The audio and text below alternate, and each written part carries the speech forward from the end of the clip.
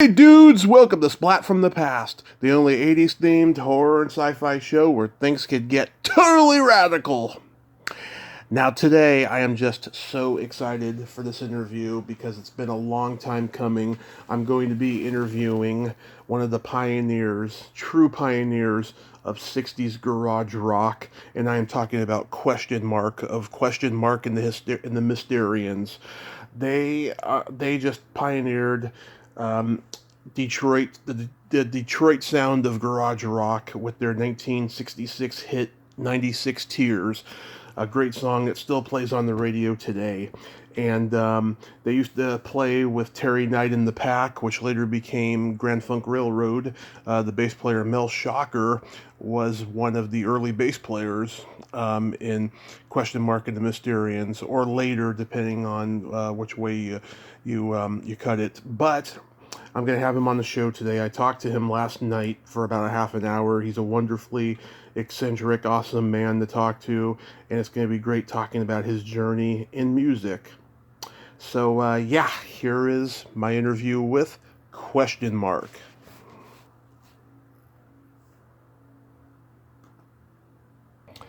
So, going back in time, at what age did you start gravitating toward music?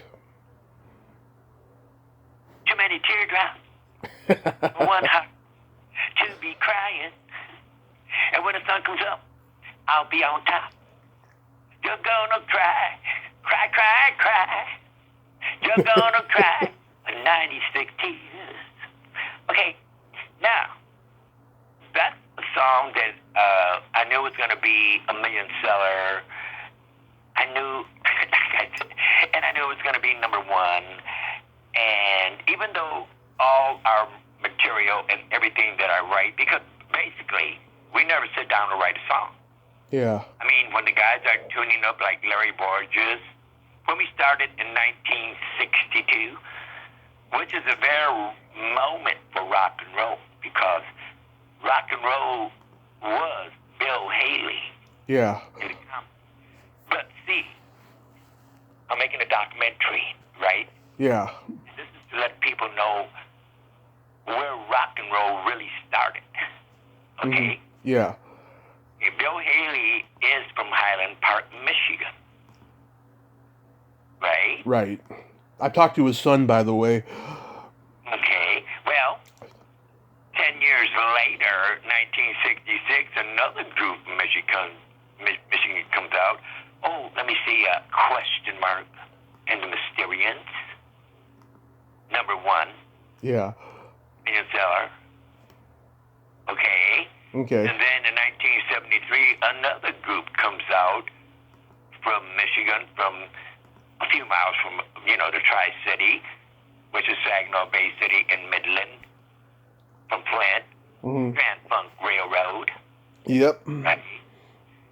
And then out of that, you got so many, rock and roll groups, not Motown, all this other stuff, right? Not country, but rock and roll. Right. And then you have Iggy and the Stooges and Ted Nugent.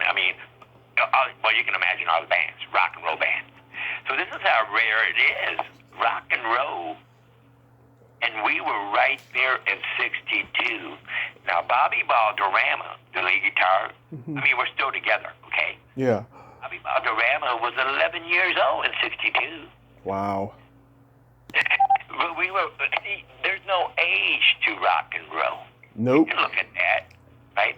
Right. But that's sort of like a little history there. Okay, but now, let's talk about Question Mark. Okay. Now, I was born, I am a Star is Born. Oh, no. Like, the first one, 1933 or something like that. But the one everybody remembers is Judy Garland, right? Yes. And I didn't look at the ones that followed. There's Barbra Streisand, but I didn't look at that one. Lady Gaga. What's her name? Lady Gaga. Right? But, because it's going to be the same ending. The music changes because of the music, right? Right. But, well, like the original, really. But then Judy Garland, right? I like that one too. But the thing is, I am the Star is Born. Mm-hmm. Because this is a true story. And my parents always went to the big band music. You name it, Tommy Dorsey, Glenn Miller, you name it, everybody. Yeah. The big band, the big sound, right? Right. Okay? And then she was impregnated by me. I mean, by my dad, not by me. maybe I came in a different wave, right? And from some, well, yeah, there's a lot of space out there, right? Right. But anyways, so I'm hearing live music, right? Right. They're dancing live music, right? They're hearing live music. And then when I was born on some dirt road, all this kind of stuff. But well, they're talking about making a movie and all this kind of stuff, right? Mm-hmm. But anyway, so at that time, you don't know if you're going to have a boy or a girl, right? Whatever. Yeah. And when all of a sudden my grandma's helping my mom deliver me, and my dad's wearing sunglasses, and and all of a sudden I'm coming out and I'm kicking. Actually, I'm dancing, right? And he sees it's a boy, and he throws his arms up in the air, and the sunglasses come off his face, and in the movie like that, in slow motion, they go ding, doom, doom, doom, doom, and they land on my face, and I go, ow! I feel good. No, I didn't sing that song. James Brown. And I'm checking my feet, so I'm already singing, and I'm dancing. I know what live music is all about. I know what I'm going to do. I'm going to be famous. The whole world's going to know me, because this is my destiny. Okay? Okay. Well, when I was about 4 years old, somebody put me on stage, and I'm dancing. Did James? I'm dancing.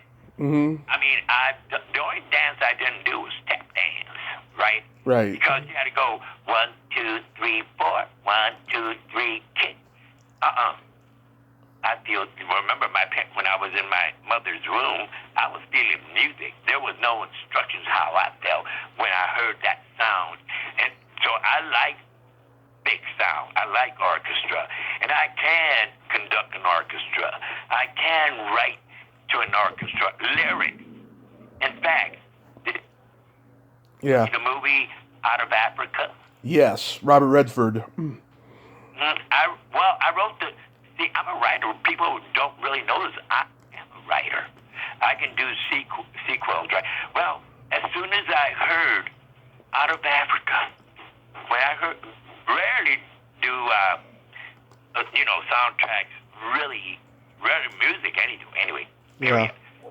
But when I heard that soundtrack, Out of Africa, I got a paper plate. I still got, the date on there. I start writing lyrics to Out of Africa, the theme, right? Right. Oh, yeah. Oh, dynamite. I mean, this is how things come to me. I never sit down to write a song. Everything comes to me, right? Right. And I wrote the sequel because what really got me about the movie, she never returned to Africa, right?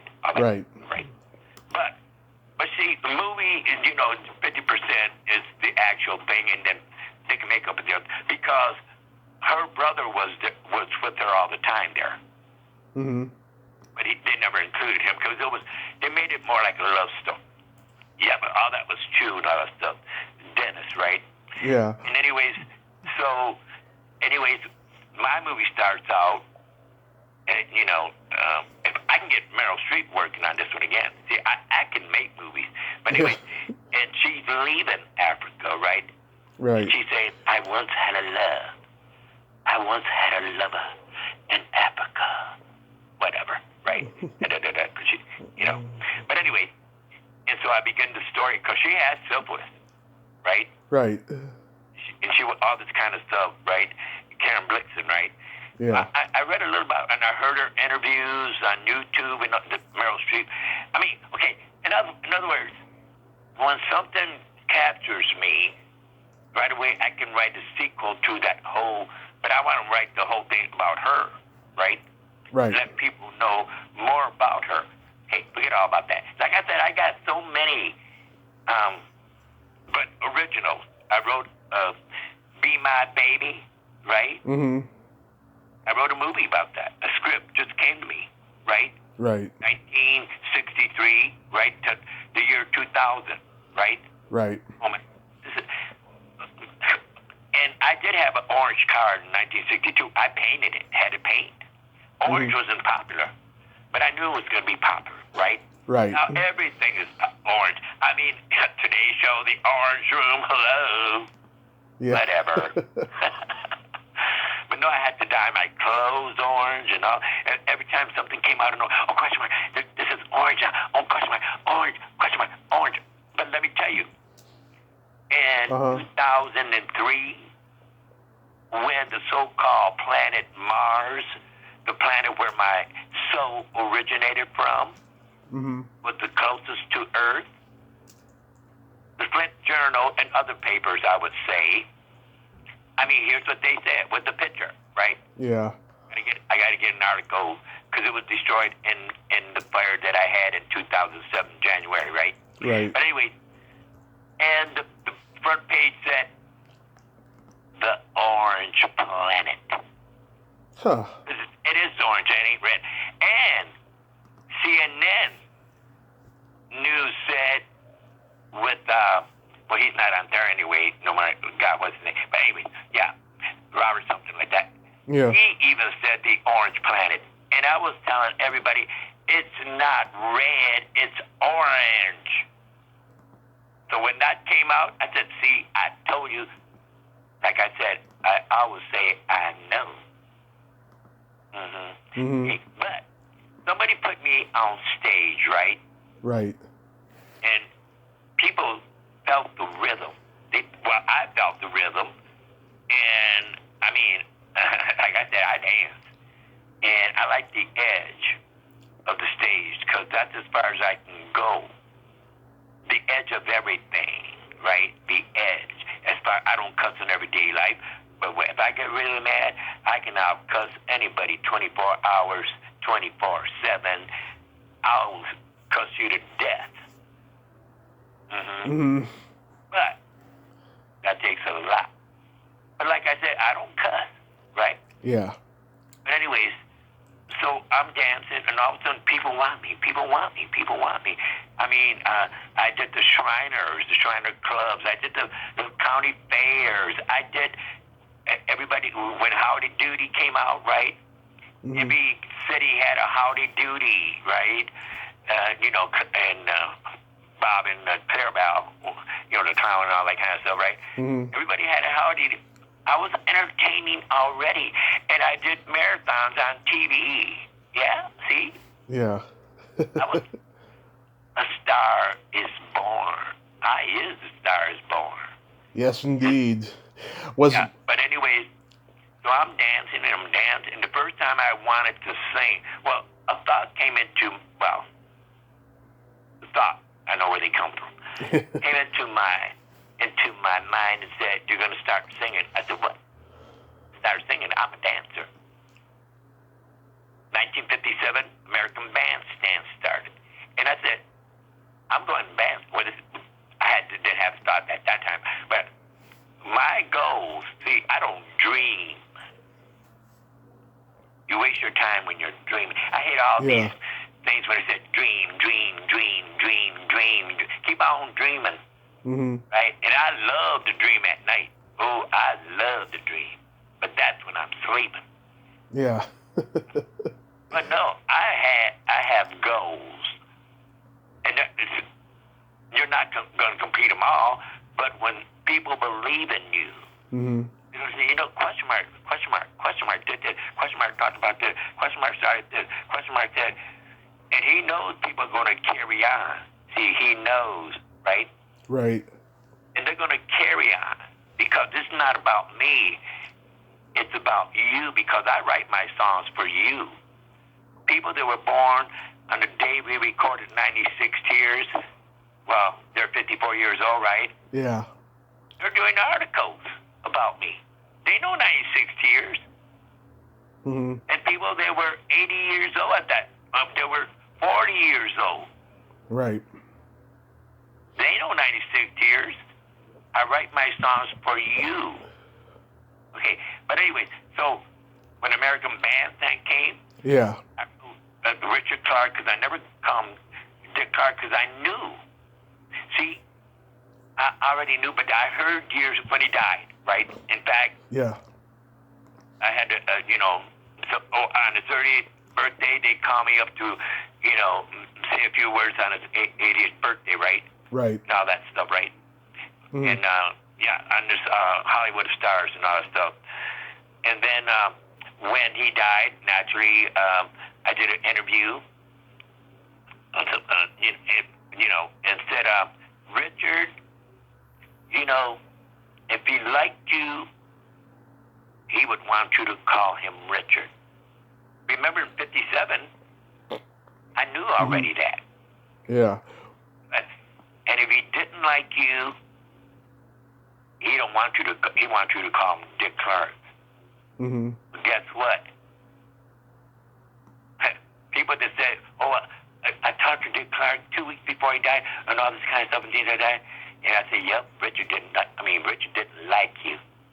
Or otherwise you'll be saying Richard, right?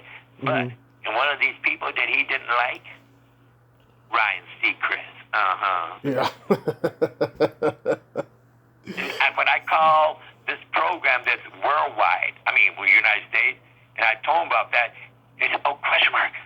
We want you to, next Thursday, come on the air and say that, right? Right.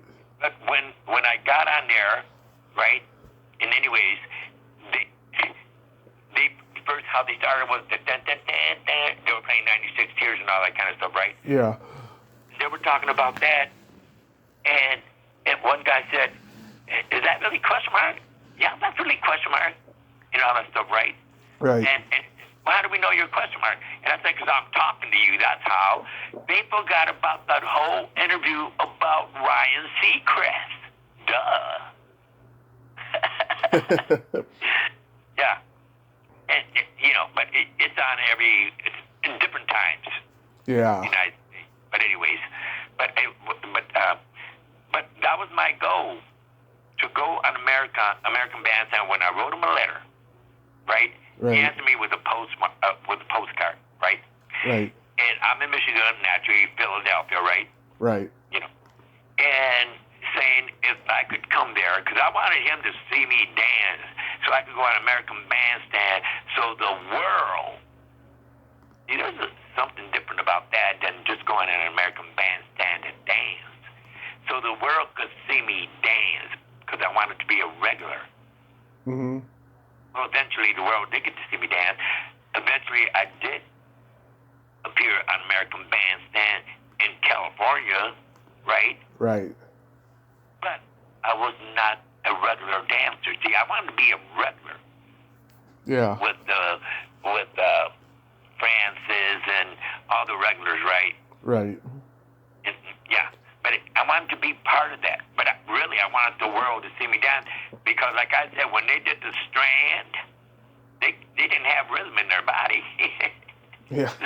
And the way I was dancing, I dance to music, but I also, when you see a lot of performers, right? Mm-hmm. Wayne was good and all that stuff, and he sings songs, but see, I dance to my lyrics and the music. So you won't see another performer when they're singing their songs, even if they wrote them, right? Right. They're singing their song and they say, let me tell you something, baby. See, my hand's going, let me tell you something, baby. And I'm stretching out my arm, right? Right. Yeah, I'm dancing to the music. Well, I arrange the music and all this stuff. The guys, when they're tuning up Bobby or Lil Frank, the keyboard player Bobby, and sometimes the drummer Robert Martinez, or the bass player Frank Lugo, we're just tuning up, right? That's the way it's always been. And I hear something, if they're going, do-do-do-do-do-dum, I say, oh, wait a minute, play that again. Because I'm all the time writing lyrics. Oh, do that again. Do-do-do-do-do-dum, do-do-do-do-dum, dum, dum, dum, dum, do-do-do-do-dum, dum dum dum dum dum. It's so easy, baby. Dum dum dum dum dum dum. Being with you. See, that's all I need. In fact, I can write lyrics to your fart. If you go. Exactly. You go boom boom boom boom. Boom boom boom. It's great. I'm feeling so great to let it all out. Well, I ain't talking about the part, but anyway. That's how I write songs. Yeah. Tell me another songwriter that can write. Yes, you are. Yes, you are, sir. Do you know what my favorite song is on the first album of the Mysterians? Eh? You didn't write it, but you did a really good version of it, Stormy Monday. Well, let me tell you that story, okay? Mm-hmm. I mean, like I said, okay. Well, first of all, we'll get to that. But my next goal, because I'm a dancer, well, you had Arthur Murray TV show, right? Right. Now they got dance studios all over the world, right? Right. But at that time, and they did the top songs or whatever, and then you had the Snooky Lanson and all that kind of stuff. That program too with Giselle McKenzie and all that kind of stuff. And the way they did the top songs that were happening there, and then they were kind of like, well, yeah, you know what I'm saying? But anyway, at that time, that's what music was all about. The AM. So Arthur Murray and his wife Kate and all that stuff. They had their long gowns and their suits and all whatever. Yeah. And then they would dance to the music, right? And so I wanted to go on that show, right? That was my second goal. Then the third one was to go to Broadway. Right. Because Brigadoon and even West Side Story throw up on that. I mean, choreography. Okay. See, they're not following. They're not even. If there's music, they're not following the singer and the music. See, that's what I'm talking about now. Right.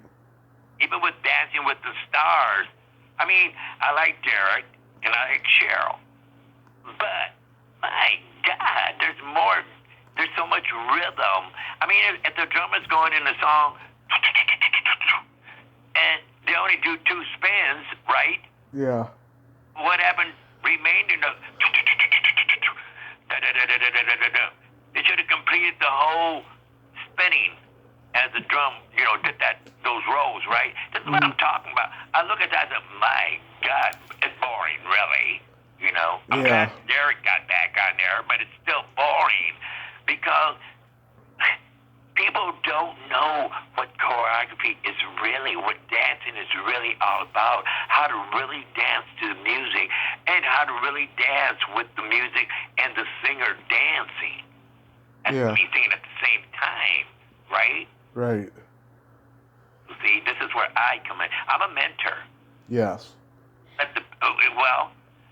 Every group, we've lost the romance of everything. Everything, right? Right. Everything was a romance. Everything. But we've all lost it. And the younger generation, this other word called the millenniums, whatever. Oh no, in the 50s, it's what they are right now. The age group from 18 to 35. Really? You know what I'm saying? Yeah. I know. Because we're going into the 21st century and all that kind of stuff, and they call it the millennium. They have all this. They have all this technology in front of them, but they don't use it. Yeah, to discover old music. But these people, that age group, there's nobody on any. They'll romance what it was for any kind of sports or whatever it is. Nobody's going to break these records anymore in baseball because nobody completes a full season. They trade them. Forget all about that stuff. Yeah. Right? You know what I'm saying? So the records that were broke. Oh yeah, and then the big the clubs they use. Go back to the wooden clubs when we first started out, right? Right. Go back to the way the rackets were for tennis. See, I play sports. Yeah. I don't got them big tennis racks. I can hit the ball, duh. Yeah. You're really talented, and you got the skill, but I don't don't need lessons and all that kind of stuff. I'm just a natural, right? Right. I don't need them really big. For what? Give me a 3-foot tennis rack that's really light, and I guarantee you I won't miss the ball. Really? Okay, forget all about that stuff. But anyways, no. And that's where the AM radio came in. The romance. Right. Once the FM radio came in, we're all separate. You know, the old saying was, music brings us together. Yes. No. Everybody's got their stations, country, you name it. Yeah. Nobody, as soon as I approach somebody, see, we all got valuable information to share. But as soon as I approach somebody and they're like on their car or whatever, and I know what they're listening to, I'm going to turn right around because we ain't got nothing in common. Mm-hmm. But we have so much in common. But the music doesn't bring us together. It separates us. This is where AM radio was so valuable because we heard every type of music at that time. We heard country. We heard everything. And if you didn't like it, you moved down the dial, right? But you heard Johnny Cash, even though if you didn't like Johnny Cash. You heard whatever his name is. And there was there was a feud about that in the paper in New York Times, right? Right. And he came out in '62, right? Right. I mean, he had some good songs, but I didn't like his video. And maybe you can figure out. He's walking down. There's an alley. Yeah. He's got the cardboards, and he's throw them aside, right? Right. That guy, right? Right. I mean, really? You know what I'm saying? Yeah. I mean, All Along the Watchtower, right? Yeah. One of his songs, right? You know? Mm-hmm. No. I mean, and this is before, my videos are they're about you, right? Mm-hmm. I mean, when I make a video, it's going to because my songs, they're very profound. That's why when people hear them, they know somebody's been there, somebody's going to be there, all this kind of stuff, right? Right. I don't talk about my songs. They belong to you. But I know what's going to be happening. Mm-hmm. It's life, right? Right. And people are going to experience and all that kind of stuff. Yeah. But anyways, so that's what I write about. But let me get back to my goal, Broadway, right? Right. What I actually wanted to do 5 years ago, it came to me. You wanted to change the whole music scene and how to dance to music, how to sing to music, how to arrange music. Like I said, when I seen Out of Africa, I seen a new tube, right? Right. Orchestra doing, Out of Africa. And what I noticed about that, in the beginning, right? Mm-hmm.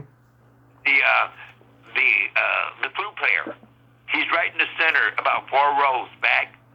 Yeah. He comes in with the flute part right there in the beginning, right? Mm-hmm. And then he drops it. He don't come in to the very end again. What is he sitting there doing? I mean, can you imagine when that song, and then what it became and all that kind of stuff. And now you see the video, right? Mm-hmm. With the, not John Barry, but, the whole music being played by another guy, right? Yeah. But you see him, and that's all he did. I would have that guy doing some more throughout the orchestra because he's sitting there and just hearing this music. And that's all he did. And when you see it, this is what I bring awareness.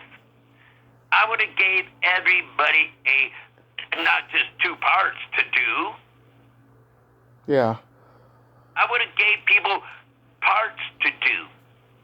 In fact, when I do the song again, it's gonna be a little different, but it's gonna be where you're gonna hear more of the flute player, right? Right. Where he comes in the beginning and at the end.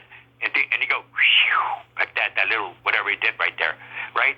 Right. That was his part. In the beginning sitting there with his flute sitting up on his lap, and he's hearing this whole arrangement, and the guy don't know how to arrange an orchestra. And he did all these other songs, you know, Dancing with the Wolves and no, he didn't do that. But no, he did other music scores, right? Mm-hmm. Like I said, when I hear music, I hear what more could have been. The sensitivity, the emotion, and the attitude. You know, there could have been more. Okay, but that's me. Okay? Yeah. So, But anyways, and then, well, now I got my Broadway play, right? It's called 96 Tears with a question mark, right? Yep. And I'm finally going to produce it, right? Wonderful. And it's a small, cast and crew in the city that I'm, outside the city that I live in. Mm-hmm. And they do 7 shows every year. But right now they can't do anything. Nobody can do anything. Mm-hmm. But I'm going to start off with my production. And what it's about, because see, when you go and you look up 96 Tears, I mean, this was said on the radio at one time. Yeah. I never heard of one song, so many different versions of how this song started and began, right? All this, and I read, and they are. Yeah. Who knows the story behind 96 Tears? Mm-hmm. Well, here's what it is. Anyways, a young girl from when it hits other cities, it's going to be their city, right? Yeah. But this starts out here in Detroit, Free Press. It's a young teenage girl. Her first assignment for the Detroit Free Press is to do the real, authentic story of the song that started in Michigan, 1966, of 96 Tears.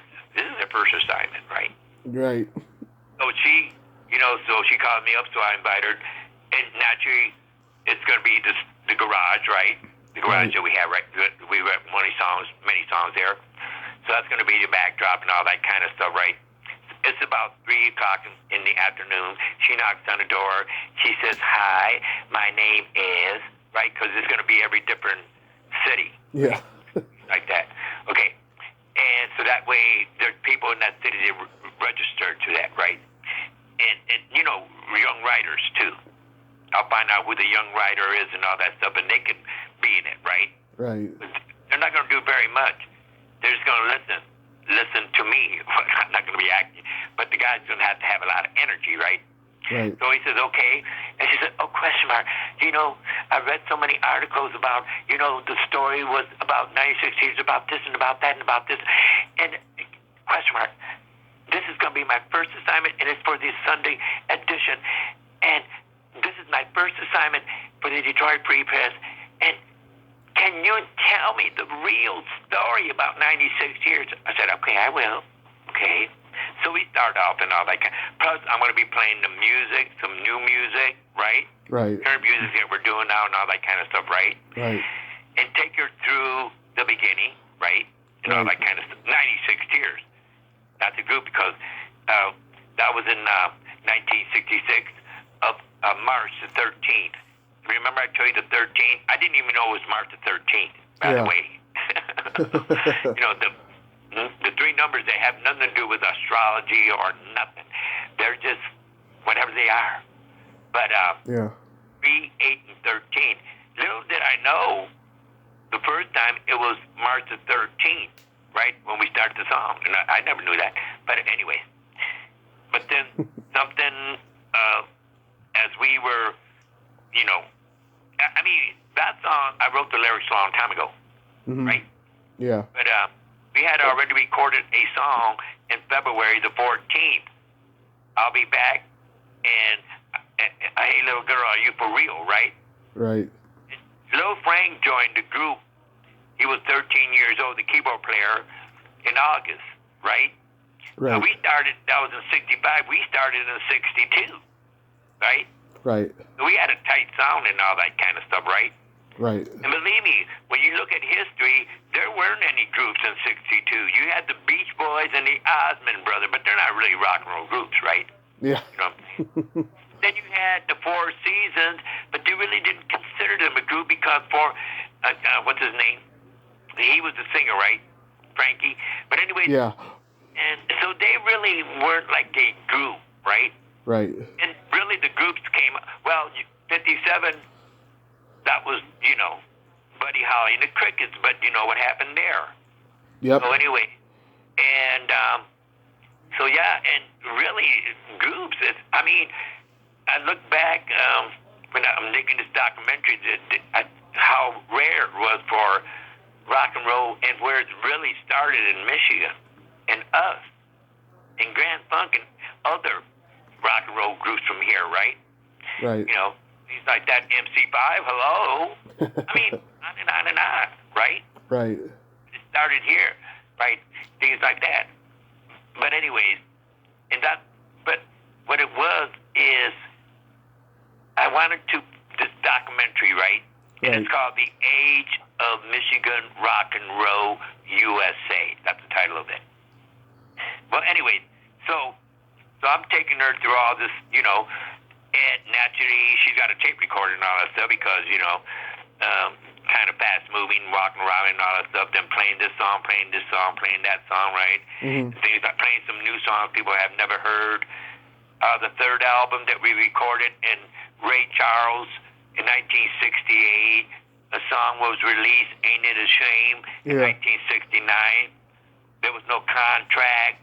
There's many different stories, right? Right. Ain't It a Shame? It's on YouTube, right? Right. And things like that. Great song. And I didn't have no knowledge of that. I said, man, why didn't you call me? We have a whole album there.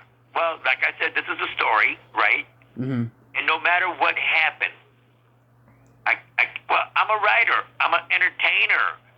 I never said anything. I ain't gonna stop it. Oh, whatever happened. Oh, whatever. Turn to drugs and turn to drinking. Oh, whatever. I'm singing. I'm writing. Plus, I'm writing scripts, movies, TV series, right? All this kind of stuff. The people don't know that I'm really a writer, right? But anyways, so it's getting dark, right? Right. Actually, you got the screen and see what it is. On stage, there's a backdrop depending on the capacity of the crowds and all that stuff. It can be 4 feet off the ground, 8 feet off the ground, right?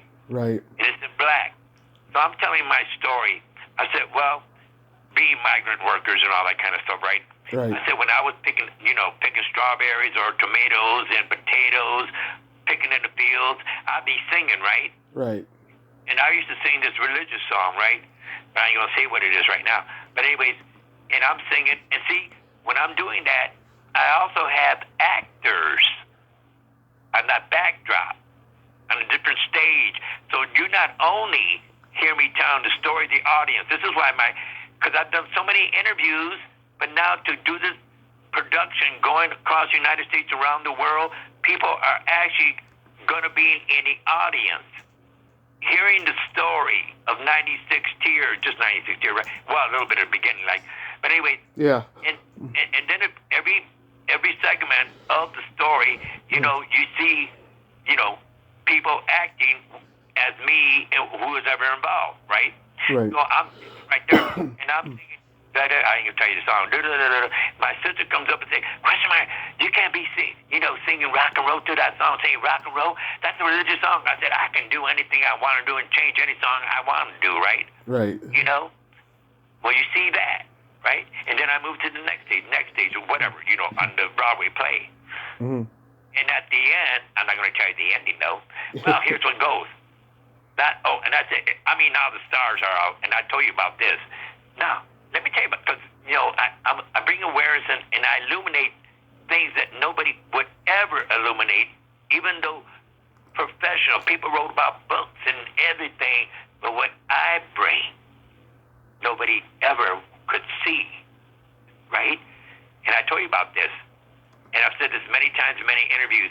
Okay, now on a clear night, I want you to go out when the stars are out and all that stuff, and I want you to look up and see the stars. What do you see? Naturally, the answer is stars, right? Right. I said, well, let me tell you about these stars. Now, the next time there's a clear night, and this is for everybody that's listening, right? Right. I want you to look up on a clear night and look at this, all the stars, right? Mm-hmm. And what do you see? And actually, right now, they're saying, well, I see stars. I see a lot of stars. But here's what it is. No. Every star is connected with 3 points. 3. And see, I'm in the triangle. Right. Upside down. I mean, the pyramid, yeah. I'm into the upside down pyramid. And there's a reason for that. And I did put in Jesus, I knew Jesus. And I said, but I Googled, right? And what did Jesus said about the upside down, pyramid? Because I already knew. I know. So I Googled it, and it went there. This is what Jesus said about the upside down pyramid. Right. Like I told my publicist this week about it, and she looked it up in Google because right now my iPhone ain't working, my computer ain't working. There's a different reason. There's a reason for that. Nobody knows why. But she looked it up. I said, what did Jesus say about the upside down pyramid? And I already knew what he said because that's the way I explained before I even knew this 3 years ago. Mm-hmm. And why I wanted, the upside down pyramid. And he said what I already said because I already heard him a long time ago. I was there. Mm-hmm. And not knowing that I was there, but I knew I was there. But the thought came into me, right? Mm-hmm. And yeah. So anyways, yeah. Well, when you see the stars are all connected, like a triangle, with, and there's millions of miles and all that kind of stuff, right? Even if they're long and wedge or whatever, but there's 3 points, except yeah. the Little Dipper and the Big Dipper. How come those are square? Yeah. See, Pete, this is what I noticed. So, if I notice a lot of things like that, you know what I notice about everything that people don't notice about. Mm-hmm. But that's me. I'm a mentor. I bring awareness and all that kind of stuff. Okay, but anyway, so those were my goals, right? Right. And once it gets over, we can start this little Broadway play, over here in Flint. Then we'll go to Detroit. Then we'll go to Chicago because it is going to get great reviews. Mm-hmm. Because it moves along really smooth. There's music, original music that people have never heard. It's on YouTube. They lasted for 2 weeks because people in the business didn't know what they were doing. It was never about the group. But I kept on going and kept on going because, that's my life. To entertain, to sing, to dance. You know what I'm saying? Yeah. Yeah. Okay. A star is born. I am star. Okay. Where did you get that name question mark? Well, actually, that is my name. Anyway, yeah, no, for real. But that, I don't know if I ever tell it in the book. Okay. Right? But the book is called Are You For Real? And the reason, see, it's not about me, it's about you. Because we're all for real. Right? Right. Now, and it really stems when you're a child. Now, I'm dancing and all that kind of stuff. I saw this article, my publicist, Susie Martin. Yeah. She does great work. Man, she can look up anything, even if I do have an iPhone, a computer. She does ancestries and all that kind of. She finds out things that people don't even know about their family, which they never knew. Whatever. But Susie Martin, right? Right. Anyways, and so she found, the reason for the question mark, right? Right. And I said, wow, because how would she know, right? Mm-hmm. Like I said, that's in the book. Are you for real? Right? Right. Things like that. But I don't know if I would tell her or not. And then I said, yeah, but you know, when I was a little kid, right? And young kids, they know what they want, but the adults never listen to them. Mm-hmm. Now, let's take an example. You know, Michael Jordan. Okay? Yeah. A little boy that I knew one time, right? Mm-hmm. He's like that. I mean, I taught him how to play basketball and all that kind of stuff. At that time, Michael Jordan is the most famous basketball player, right? Right. Here's what people want. I want that. See, they want the look. Oh, the parents say, or whatever, uncles, whatever, depending who has money, I'm just going to get you a basketball. I want the look.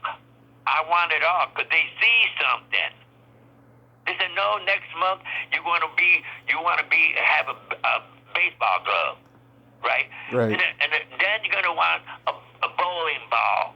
In other words, they're not taking the child serious. And this is when I was small, right? Right. An article came in the comic books. I had a friend, right, Wayman Alexander. Mm-hmm. I mean, we were poor, right? Right. But he had comic books, right? Right. So I looked at the comic books and it said, make your own recording, right? Mm-hmm. Well, $4.49. Susie found it, right? Mm-hmm. You know, and anyways, but I used to I used to shovel snow. I used to rake leaves, do everything during the summer. But we had to save money to go to the fairgrounds, right? Mm-hmm. In August. Right. But you know, I needed $4.75. Right. But anyway, Susie knows it. But anyway, but the thing is, I could never get it. And then Wayman, his uncle, was selling produce. Bananas, apples, oranges, and all that kind of stuff. So I did that. Before that, I asked my uncle. I showed him the uncle. As far as I knew, he was rich, right? He worked Right. at a bakery and all that stuff, right? So I knew he had money. And one day in the summer, you know, I showed him the article. You know, can you buy this for me? And it's like never said a word. Just, in other words, are you for real? See? Yeah. Are you for real? You know what I'm saying? I Mm-hmm. knew what I wanted because I was singing now, right? Right. But I wanted to do my own recording. But that's the whole thing. If they didn't say nothing, it was like, are you for real? I'm very much for real. Like everybody, even the kids today, they're for real. Who's going to listen to them?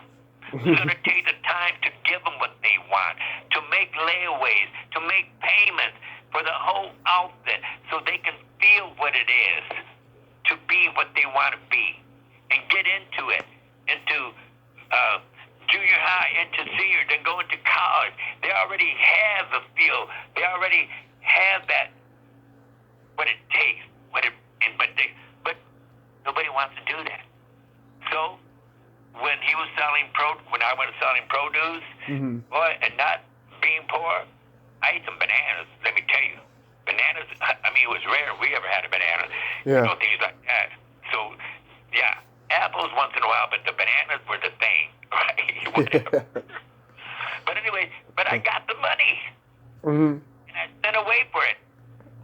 And when I got it, it was some small cardboard box, a square disc, a small handle with a needle. Oh, it didn't look like in the advertisement, but I needed music. And my older brother, he you know, I never listened to the radio, but he bought the record. Well, he had this one song, you can tell what time that was, Rockin' Pneumonia, Boogie Woogie Blue by Huey Smith. Mm-hmm. Johnny Rivers later. Yeah. Well, I didn't know what synchronizing was. All I knew had the words, the shake of my roll. About a girl when Daddy went to work, she would come out on the sidewalk and she would start shaking her thing, the shake my roll. And Mama come out and said, "Girl, you quit shaking your booty because you couldn't say ESS, right?" Right. But because one day Daddy going to come home and he going to catch you doing what you're doing, right? Right. But she was shaking the roll. But I want to still do the song. because all I gotta do is use the music for rockin' pneumonia boogie woogie blue, right? Duh. Right. Anyway, so that's one of my goals, right? So that Right. way, but no. But then when I heard it back, oh my God, it was so tinny. Well, I didn't know what a recording studio and all that kind of stuff was at that time. And I tell people, you do the best you can with what you get, what you got, until you get what you want. Don't ever stop. If you got a tennis rack and it got some holes or whatever, put some duct tape on it. Yeah. Until you get, but don't get all. I hate all the new stuff, because that's what even makes you better or whatever. But it's not about being better. It's not. Old stuff people did start with it, right? Right. Okay, but the thing is, yeah, it sounds really tinny and all that kind of stuff, because I didn't know. But that was my first time I recorded. And right, and I had my sisters and cousins do the backup, because I all the time like female singers in the background. Right? Right. Now, there's our recordings now that I have on the Ray Charles that we recorded in '68. Right? Yeah. I had the Ray Les, and I'm doing That's How Strong My Love Is. You know that song? Oh yeah. I do my arrangement, right? And then I have a original song called Why Can't I Love You, with cello, with violins, with the girls, the Ray Les singing. See, people never knew my sound because of what Neil Bogart, right? You know Neil Bogart. Yes. He was the head of Casablanca later, and he produced Kiss and the Village People. Did you know how he started? He was at Cameo Parkway, and he produced you. No. See, I knew the business. Yeah. I knew. Oh, did I use the word new? Yeah. Like I said, I know everything. Well, what was the last million seller that Cameo and Parkway had? There's only one. 96 Tears. No, the last million seller before we went on there. I don't know. Come on, baby.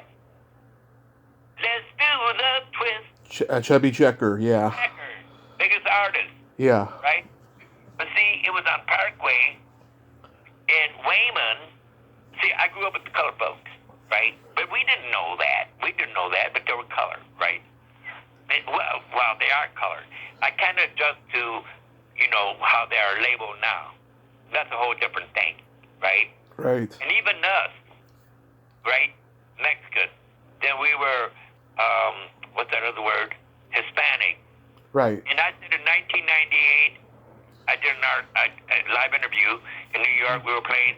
I said, how many years, every 25 years, they're going to come up with a label for the coloreds, right? Right. And then us, and now, oh my God, we're Latinos. Really? Latino egg. And it's almost been 25 years, 1998, right? Yeah. I mean, really? We're Mexican. I'm Mexican, right? Right. But I don't even look at myself. I'm an American. I'm a human, and I don't even like the word, right? Right. Many different reasons. But when people say a human being, no, a human being is what you become in the environment you were raised, whether it's poor or rich. A human being is selfish, greedy, all the negative things. A human, if you acknowledge the Creator, Yeah. well, a human is love, sharing, all the positive things. So when you hear people say, oh, you're a human being, yeah, but see, I bring awareness. No, we're human. And the reason I don't like the word human, because according to the Bible, right, when God decided, because there was already in the first chapter of Genesis, see, I don't read the Bible, but see, I was told when I was a little boy, never read the Bible because you're going to question it. Yeah. See? But in the first chapter of Genesis, there's already men and women there. They're there already. Mm-hmm. And I go more into detail, and we talked a little bit about that, but I want to get back into the music. And for some reason, whatever, God wanted to create a man, and then once he created a man, he wanted to, whatever, get the rib, and create another woman, but they're already there. But in order for him to do that, he had to create. See, nobody creates. Nobody. There's only one creator. We improvise. We develop. Nobody creates. Nobody creates a song. Nobody creates this, because the creator gave us all the elements to develop, to make things. Mm-hmm. Nobody creates, right? Right. Not even my own fart. Anyway, no, and I don't fart either. In fact, when I go to the bathroom, I use a vacuum cleaner and a spray bottle. Well, I go in the stall, but I never knew this. But no, Elvis never did it the way I did it. But Hey. he never used the urine standing up. I never knew that either. But I never did it either. But guess what? Huh. They come up now. I've seen this 3 years ago. Now you can poop while you're riding the bike. Yeah. Oh my God, that's hilarious. And spray, whatever. And I was talking about that all the time. I mean, yeah. So these things I talk about, people are, like I told you, when we were talking, there's so many things that I've already said are going to be 100 years, 150 years, 200, even 500 years from now, and they're all going to come because I already know the future. Okay, but when I seen that on TV, they showed riding the bike and all that stuff. Yeah, you don't have to pull over, you can poop. Whatever. There's a backpack or whatever. Hey, question mark. I have one last question before I get to my next interview in 20 minutes. We didn't even start yet. No, you've been great. You've given me a lot of information. How do you feel being known as one of the pioneers of what later became punk rock? Well, like I said, this is so important about Neil Bogart, right? Yeah. Like I said, I picked the label because the twist was on Parkway, the orange label, okay? Mm-hmm. I picked the label because they didn't have nobody. Neil Bogart was nothing. He went with us and went the East Coast, went to American Bandstand. We went to Disneyland. He was a salesman. He wasn't anybody. I picked the label. He wouldn't have been to Casablanca if there was. But he took our money. So my manager, Lily Gonzalez, we didn't know everything was rolling so fast and all that kind of stuff, right? Mm-hmm. No, we travel in our van and all that stuff. Yeah, he was doing his job and all that stuff. Yeah. In '67, when my manager said, well, Neil wants you to record the second album, we all time had material. We walked in, January the 24th, 1967. Mm-hmm. Remember, we had a million seller in November, number one October 29th, today, right? Yeah. And anyways, we drive there, and Neil was looking out the window. Like I said, when we make the movie, he'll be looking out the window, whatever. Instead of being thrown out, well, he already did. But anyways, yeah, and I said, Neil, we're here to record and all that stuff, right? He turns around, there's no more smiles and all that. He said, we ain't going to record you. I said, what? Yeah. I said, I got a good enough contract. See, this is what happened to Question Mark and the Mysterians. He said, okay. And I told him but I didn't have the contract. My manager, she already made $165,000, which is equivalent to $1 million behind our back in '66. We didn't know about that. But like I said, even with that, and because we were going to get paid in April, $50,000 each and all that kind of stuff. But when he said, we're not going to record you, and I mentioned a contract, even though I didn't have, he said, okay, we'll record you, but we're not going to push you. But in the A side, we're going to decide the A side, Can't Get Enough You, Baby, Girl, You Captivate Me, Do Something to Me. They all went from 56 to 97 to 110. See, this is what happened to Question Mark and the Mysterians, Neil Bogart, right? Yeah. Okay, now, so they left us in limbo. And Susie, she developed this whole thing from 1966 to 1967. Every week we were on Billboard, and we picked like 2 or 3 topics, and it's called Sex, Drugs, and Rock and Roll. And it's on our fan club page, everybody. Fan club page, right? It's question mark with the S, question mark in the Mysterians fan club, right? You don't have to join, and there's so many things on there, but it's a trilogy. We had every position, and the reason I picked the Rolling Stones, the Monkees, and the Beatles, because they continue with success. People didn't know what happened to question mark in the Mysterians. All of a sudden, we were on top, and all of a sudden, every record failed.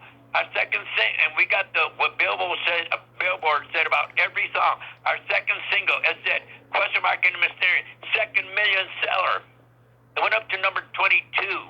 Now you know why. What happened to question mark in the Mysterians? Because of the human beings, the greedy, the selfish. Yeah. Didn't care about this group. It's unfortunate. All this kind of baloney stuff, right? Right. But we keep on going. And I told, so we kept on recording. In April, right, of 67, we were supposed to get, we recorded. They weren't pushing it, but we were still going to wait for $50,000. Little Frank, he's 14 years old. His dad signed for a Cadillac. We're going to get money. Bobby made a down payment on a new house for his parents. He said, question mark, you should get a house for him. But I got myself a car, a Riviera, and my dad a Riviera. Yeah, at that time, we were making good money, even though tickets were $2 or something to see, groups like Mamas and Papas, the Young Rascals, the Turtles, with question mark in the Mysterians. Yeah, we were making good money even at that price for a ticket. So when that day came, April the 30th, the check didn't come to them. And I said, well, they're going to, probably the checks will come to us in the mail, and mine comes in the afternoon. I called Neil Bogart, and I said, Neil, the checks didn't come in. Just one answer, you guys ain't getting nothing. You signed all your rights to us. And here's what I said. You guys can have everything you want. All the money, all the fame, everything that goes to it. But there's one thing you guys can't have, and that's my ability to sing, to write songs, and to entertain, and that belongs to me. So everybody out there, well, you know who you are, and you want to get into any career. It don't make any difference what it is. What you have, and you know what you have. And when people gonna rip you off, gonna take advantage of you, let them do it. Because what you have, that money can't buy, you keep on going, you pursue, and you stay focused all the time. And you pick yourself in that instant, no matter what the tragedy is. What the tragedy, like my tragedy in 2007, January the 9th. And it's on YouTube. Yeah. No, you pick yourself in that instant and you keep on going. But remember that. Everybody, no matter what your careers are, what you have belongs to you and money can buy. And even you can have the goodest lawyers and things like that, because lawyers lied to us. Yeah. All this kind of stuff. This is a Star is Born. Very well said, question mark. Thank you so much for coming on today. I hope your play and your book are huge successes. I'll buy the book and I'll see the show if it comes to California. Well, I'm looking for a publisher. I say that, and people with a lot of money, but I all times say this. No matter what's happening in your life, just rock and roll, baby. Rock and roll. Rock and roll, baby. Stay safe, sir. Have a great day. Everybody, too. Love ya. Love you. Bye-bye. Well, there you have it. Question mark. Ain't he a cool dude? Very interesting guy, huh? Full of wisdom and information. Well, until next time, this is Tommy Throwback Kovac saying there's no shame in living in the past because the present sucks. Later, dudes.